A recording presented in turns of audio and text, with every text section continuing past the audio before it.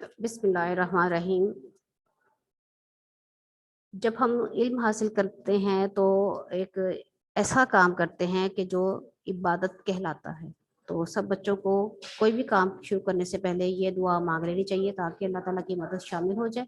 इसके साथ साथ एक दुआ है जो ज़रूरी होती है, वो है अल्लाह ताला ने हमें सिखाई है, रब्बि इश्रह ली सदरी व यस्सिर ली अमरी। ए हमारे रब, हमारे लिए हमारा काम आसान फरमा दे और हमारा जो जहन है, शऊर है, उसको उजागर कर दे और उसको रोशन कर दे। ठीक है, रब्बि इश्रह ली सदरी, हमारा जो ब्रेन है उसको पावरफुल बना दे अल्लाह ताला। तो दुआ मांगते हुए आप सब बच्चों ने इस लेक्चर को सुनना है।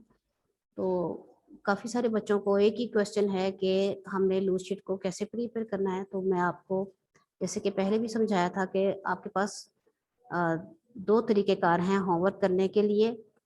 नंबर एक तरीका है कि आप लूज शीट लें, उसके फर्स्ट पेज पे अपना अपना नाम लिखें, अपनी क्लास लिखें, जिस महीने का वो काम है वो लिखा जाएगा।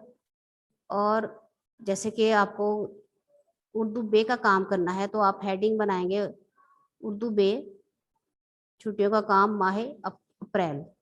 मतलब कि आप महीना बताएंगे, डेट जो है वो आप बेशक ना लिखें लेकिन अप्रैल का महीना लिखना ज़रूरी है।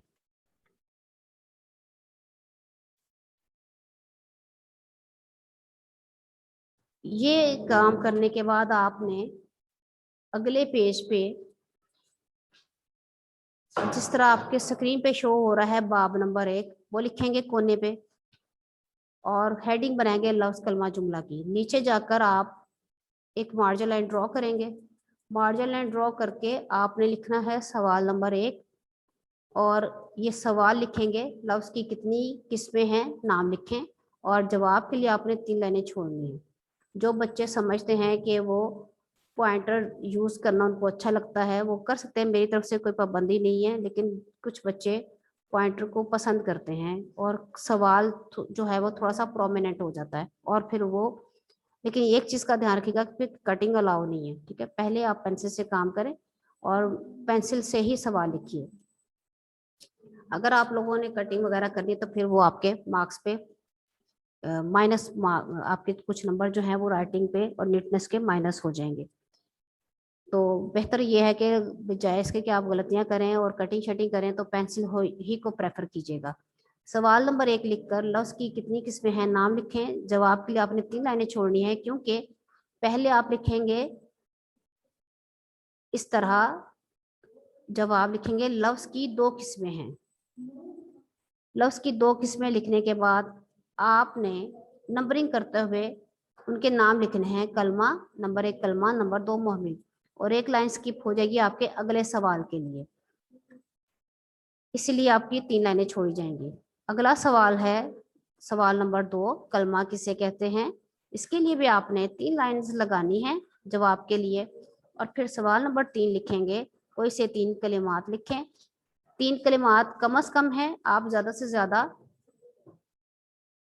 8 या 6 लिख सकते हैं। ठीक है, जो आपके लास्ट में एक सवाल है सवाल नंबर 7, ये देखिए यहाँ पर एक लिस्ट है जहाँ पर आपको कलमा और मोहमिल मिल जाएंगे। तो कोई से 3 या कोई से 6 आप वहाँ पर लिख सकते हैं सवाल नंबर 3 के जवाब में।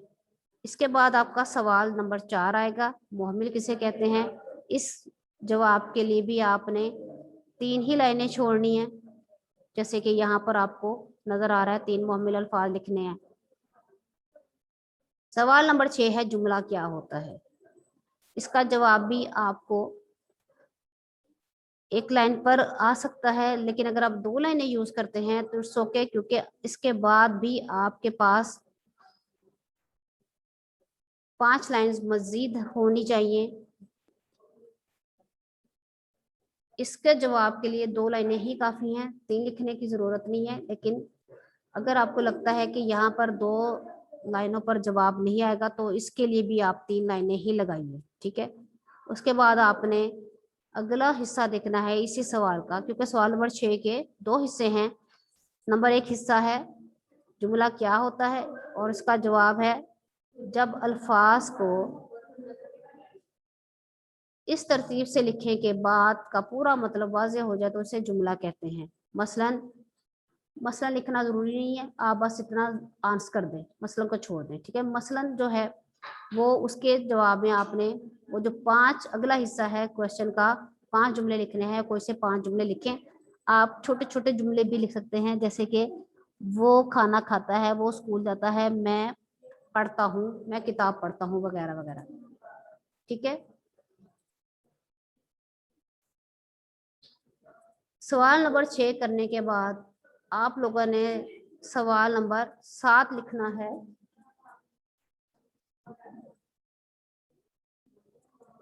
सवाल नंबर 7 आप अलग से भी एक शीट पे, अगर आपको लगता है कि शीट पे जगह नहीं बची या कम है, आपने इसकी लाइंस काउंट करनी है। सवाल लिखने के बाद आपने, ये सवाल है सवाल नंबर 7, दर्जे अल्फाज में कलमा और मुअम्मिल अलग करने हैं।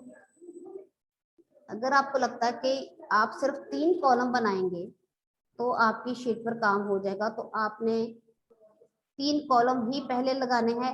ये चूंकि प्रिंटिंग है तो इस पे एक ही तरह आ गया हुआ है, आपने इस तरह काम नहीं करना। आप लोगों ने यहाँ पर झूठ मूठ तक का एक कॉलम बनाए, कलमा और मुअम्मिल के कॉलम बनाए, यानी 3 कॉलम आपके पहले बनेंगे। उसके बाद आपने बातचीत से नीचे जाना है, नीचे वाले कॉलम में जाएंगे आप, ठीक है। इस तरह आपको ये आसानी रहेगी कि आप नीटनेस के साथ काम करें। अगर आपने 6 के 6 कॉलम एक ही साइड पर बना लिए तो वो नीटनेस नहीं रहेगी। खुले खुले कॉलम बनाइएगा, खुला खुला काम कीजिएगा। अल्फाज का एक कॉलम बड़ा कर लीजिएगा, कलमा और मुअम्मिल का बेशक छोटा कर लीजिए। सचमुच, पानी वानी, टाल मटोल, गपशप, भीड़ भाड़, झूठ मूठ, ये 6 अल्फाज के जोड़े हैं जो एक कॉलम में आएंगे। उसके बाद आपने नीचे की तरफ आना है, नीचे की तरफ फिर से इस तरह का कॉलम ड्रॉ कीजिएगा और फिर बकिया के 6 जो जोड़े हैं उनको लिख लीजिएगा। इस तरह आपका ये होमवर्क जो है वो डन हो जाएगा। दूसरा तरीका मैंने आपको ये बताया है कि आप अपनी ब्लैंक बुक के पेजेस लेकर उनको फोटोकॉपी करवा लें।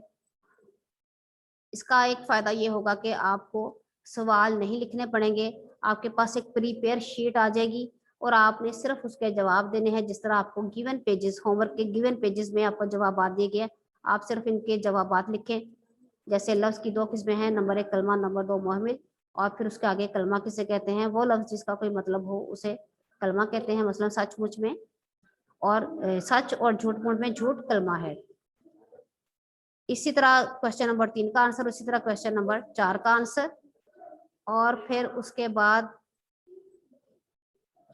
आपके सवाल नंबर 5 का जवाब, सवाल नंबर 6 का जवाब और सवाल नंबर 7 का जवाब आ जाएगा। आपको शीट्स प्रिपेयर करने नहीं पड़ेगी। तो बेटा ये तरीका कार था होमवर्क करने का। इंशाल्लाह कल फिर से लेक्चर लेंगे और आपको ये जो टेस्ट थोड़ा सा मैं लूंगी आपको। जिन बच्चों ने आधा काम कर लिया हुआ है वो मैं उनसे क्वेश्चन नंबर 1 से लेकर 4 तक सुनूंगी। कल तक के लिए खुदा हाफिज।